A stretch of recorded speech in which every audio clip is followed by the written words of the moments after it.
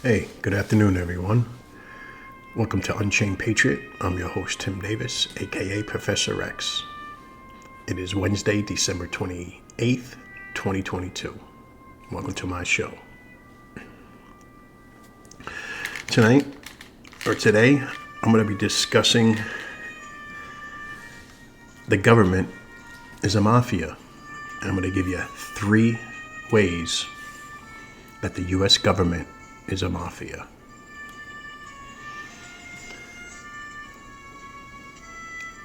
Three ways that the U.S. government is a mafia. I'm going to explain it to you. And later on, I'm going to do a little 5-part series of the 5 alphabet agencies that should be immediately abolished. Immediately. So let's get to it. Number 3, international gun running. Politicians often claim that they want stricter gun control for safety of citizens. But, much like doublespeak of the mafia, they say one thing and do another when it comes to handing out weapons. The U.S. government has sold over $75.9 billion worth of arms to foreign governments in 2017 alone. Right? We see what they're doing now and today with Ukraine.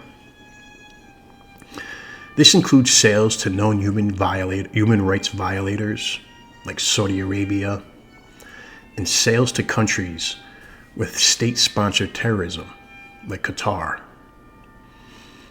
The annual running of billions of dollars in weapons isn't limited to contracts between governments, though.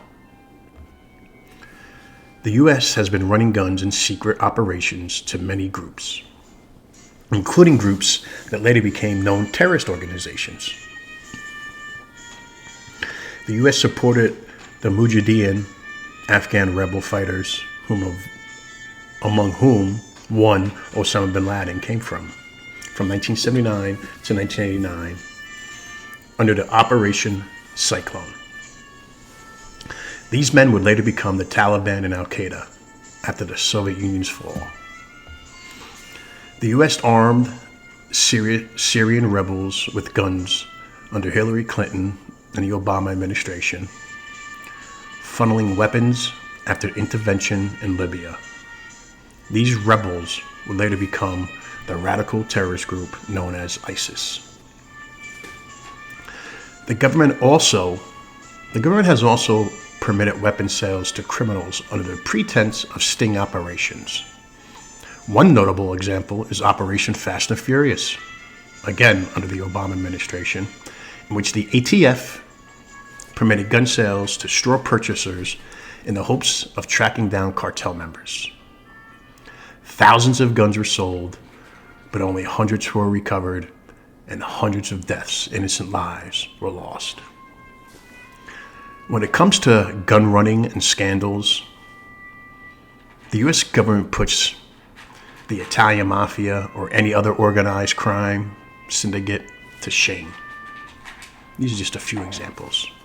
Number 2, drug running. Drug running. The drug running came to public notoriety through an exposure of the CIA's drug running to support the Contra war in Nicaragua under the Reagan administration. A 1986 investigation by a subcommittee of the Senate Foreign Relations Committee discovered that payments to drug traffickers by the U.S. State Department were made.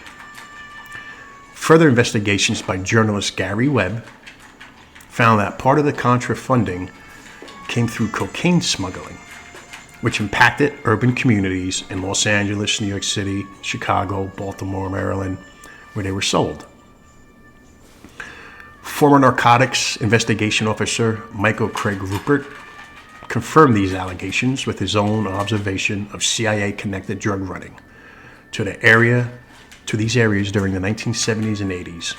Due to the scandal, former United States Marine Corps Lieutenant Colonel Oliver North was tried and convicted, but his convictions were later vacated and reversed on procedural error.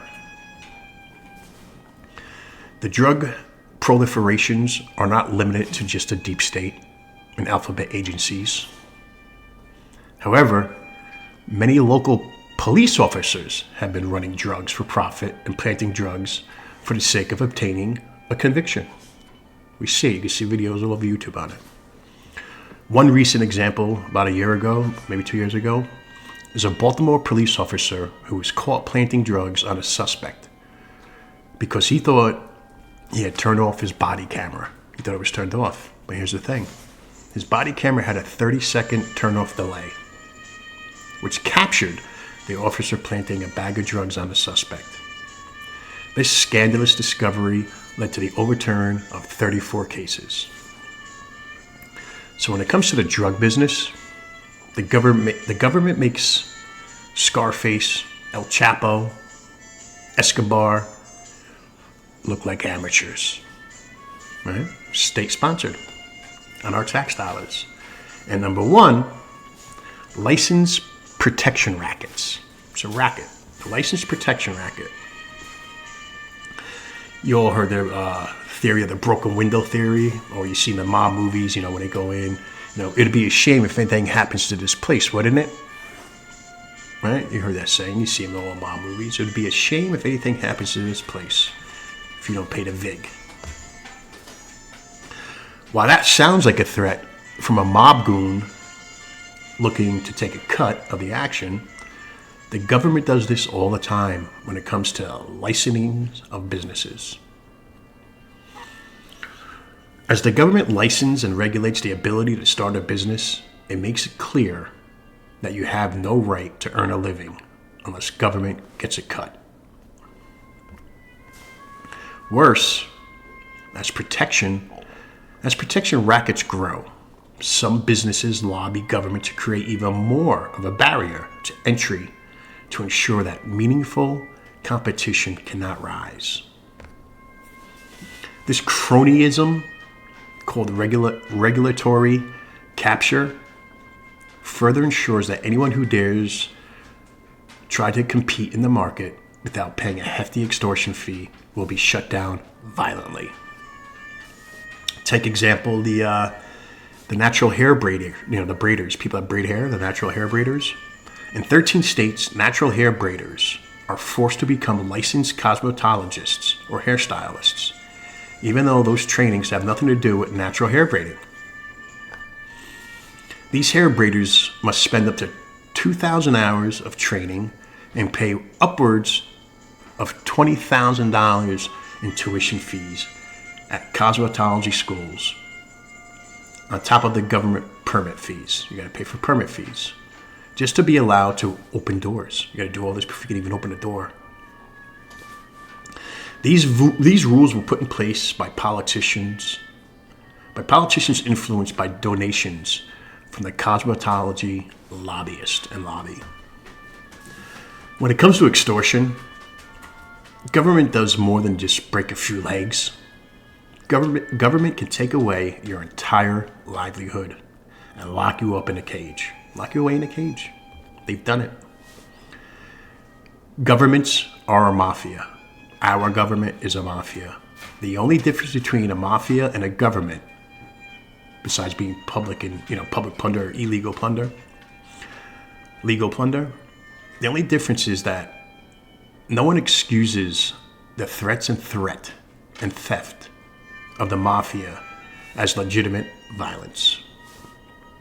And this is my 3 ways explaining how the U.S. government is the mafia. So if you like the show, please give a thumbs up, hit like, hit subscribe, notification bell for future shows. And tune in for when I do a little 5-part mini-series on the 5 agencies, unconstitutional agencies, which we know as the alphabet agencies, that should be immediately abolished. I'm Tim Davis, aka Professor X, from Unchained Patriot, tuning out, saying God bless you, God bless America. I will talk to you guys soon. Bye-bye.